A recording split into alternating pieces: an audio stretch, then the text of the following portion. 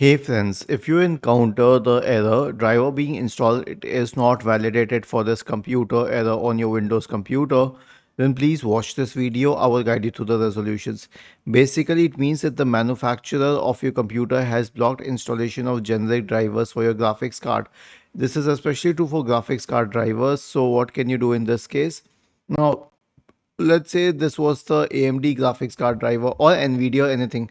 For the sake of this example, I'm assuming AMD. So I will search for AMD graphics card drivers online. And let's say that if I was using a brand specific computer like an Asus computer, I would simply search for Asus graphics card drivers. It could be Dell, HP, Lenovo, anything. Now, the right way to download this is to go to the website, download center website for your brand of your computer. It could be Asus, Dell, HP, Lenovo, anything. I am showing for Asus because I have an Asus computer. And then enter the model number FA507RE, for example, and then select this, and then go to driver and tools, wait for it to load. Okay, and then you can scroll down, and then you can find the graphics card drivers, and then you can click on download.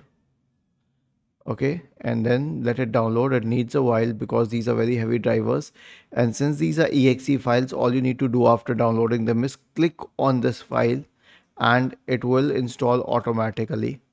Okay, see, this is an exe file, so it will install automatically. You don't need to do anything after that. Was this helpful? If yes, then please subscribe to the channel.